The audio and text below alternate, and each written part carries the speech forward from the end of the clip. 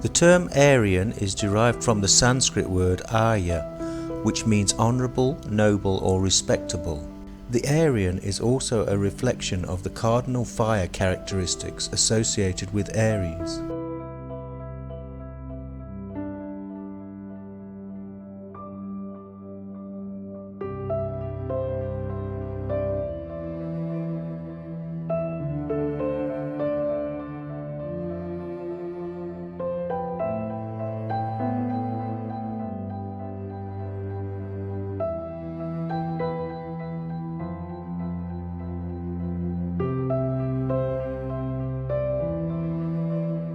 Many words beginning with AR reflect Aryan Aries traits.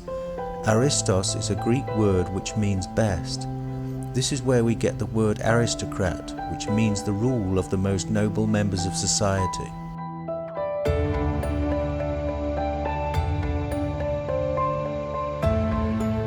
King Arthur, with his Knights of the Round Table, was considered as one of England's noblest kings. Many Persian kings prior to the Muslim caliphates had names beginning with AR.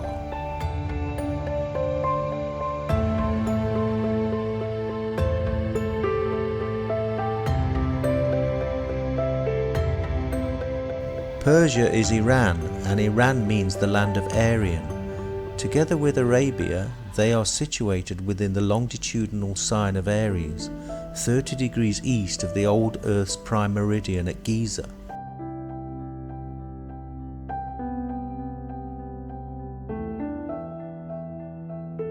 The modern globalization project, which has been a joint venture between the old British Empire and international finance, has been trying to undermine and eliminate certain undesirable traits which have posed a threat to their global hegemony for centuries. One of these threats seems to be the Aryan. During the final stages of World War I, there was a widespread famine which occurred throughout Iran. Britain at that time was the dominant imperial power in the country, and it is suspected that the famine was the result of British foreign policy in the region.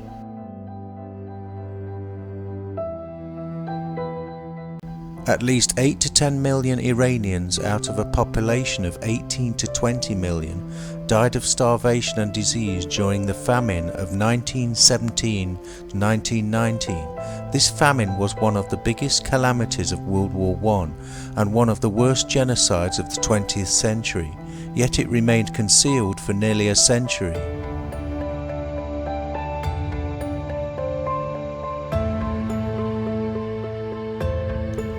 At the end of World War II, the deaths of German civilians did not stop. They continued on a massive scale.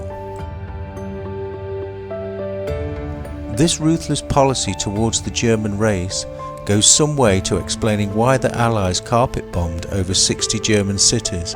Any city with a population greater than 50,000 was targeted for destruction in a campaign known as terror bombing. Between 1940 and 45, the number of people killed in German cities is estimated at between 300 and 600,000, leaving 7.5 million homeless. Britain lost 60,000 in similar city bombing campaigns.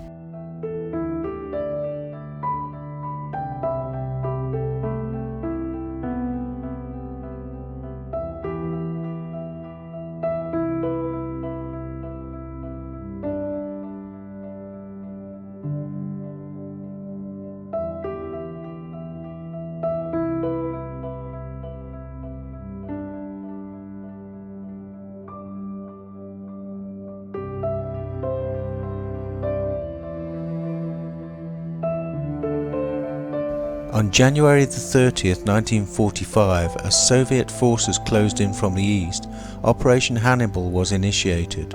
The cruise liner turned hospital and later barrack ship, Wilhelm Gustloff, was sent to Courland in East Prussia and Danzig to evacuate over 10,000 German troops and civilians westwards to Kiel. The ship left Danzig at 12:30 p.m. but was spotted in deep water a few hours later by the Soviet U-boat S-13. At 9 p.m, the submarine fired 3 torpedoes into the Wilhelm Gustloff. causing it to sink within 40 minutes. The Baltic Sea at the time was around 4 degrees centigrade, with the air temperature at a bitter -18. Only 10% of its 10,600 passengers survived, with most of the deaths caused by the freezing cold waters of the Baltic. Among the dead were 5,000 children, making it the worst maritime disaster in history.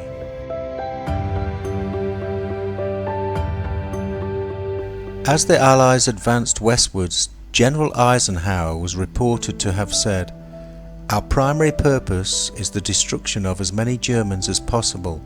I expect to destroy every German west of the Rhine and within that area in which we are attacking." The demand by the Allies for Germany's unconditional surrender backed the Germans into a corner where they fought desperately and ferociously to the bitter end, creating a wasteland of bombed and burnt out cities throughout the whole country, with most of its infrastructure pulverized back to the Stone Age. I can tell you that Germany has been destroyed utterly and completely. After Germany's unconditional surrender, the Allies at Potsdam decided that the majority of Germans residing in other countries must go back to Germany. This decree affected around 15 million people, who poured out of countries like Czechoslovakia, Hungary, Poland and other territories taken by the Allies. They were given very little notice and could only take what they could carry. This created an enormous problem because Germany, with virtually no infrastructure and most of its cities 50 to 80% destroyed, could not support another 15 million more refugees. What little food there was at the end of the war soon ran out, creating one of the worst famines in European history.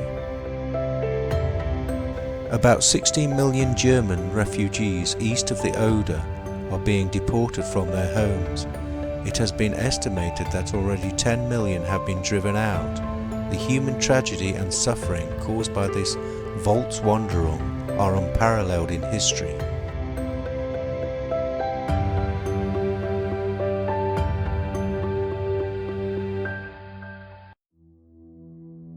The famine became so bad that gangs of human butchers began to appear, looking for victims who they could kill, cut up and sell on the black market. In the final days of the war, General Eisenhower ordered 19 camps to be built, which were big enough to hold the millions of captured German soldiers. These camps were known as Rhine Meadows camps. The prisoners were designated as disarmed enemy forces, not POWs. This allowed Eisenhower and the Allied captives to ignore the Geneva Convention of 1929, denying the prisoners of all their basic human rights to food and shelter. They were just left out in the open fields exposed to the elements. The Allies claimed that out of approximately 2 million German prisoners, a maximum of 10,000 starved to death. But in James Baxter's book, All the Losses, he estimates the death toll to be in the region of 1 million. In the east, the Soviet army captured approximately 3 million German prisoners, which were used as forced labour for reconstruction projects. The number of deaths in Soviet POW camps is contradictory. While the Soviet records show 381,000 died, German research suggests the figure is much higher, at around 1 million. In 1974, the West German government set up the Maschke Commission to look into the deaths of the German POWs. They concluded that 1.1 million German prisoners died in Soviet prison camps after World War II. The fact can no longer be suppressed, namely the fact that it has been and continues to be the deliberate policy of a confidential and conspiratorial clique within the policy-making circles of this government to draw and quarter a nation now reduced to abject misery. In this process, this clique, like a pack of hyenas struggling over the bloody entrails of a corpse and inspired by a sadistic and fanatical hatred, are determined to destroy the German nation and the German people, no matter what the consequences. Those who have been responsible for this deliberate destruction of the German state and this criminal mass starvation of the German people have been so zealous in their hatred that all other interests and concerns have been subordinated to this one obsession of revenge.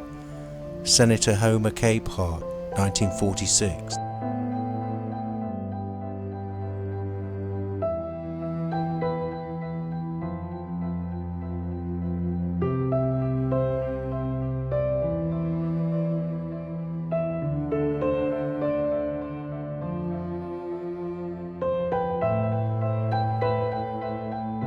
Tibet, one of the places where the German SS Ahnenerbe believed the Aryan race settled after the Great Deluge. In 1949, Tibet was invaded by 35,000 Chinese troops under the orders of their new leader, Chairman Mao. From that initial invasion, the Chinese applied more pressure on the people of Tibet until a full-blown genocide took place in the decade between 1966 and 76, in which 1.2 million Tibetans were killed.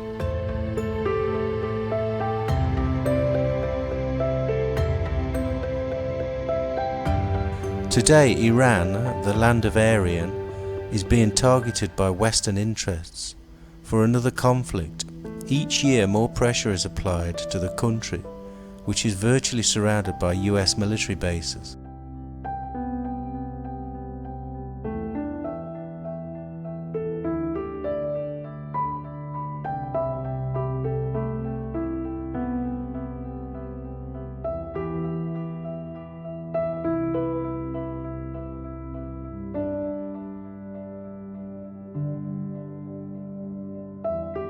Today, Europe is undergoing the controlled demolition of the old sovereign nations, together with a forced integration policy on their indigenous populations.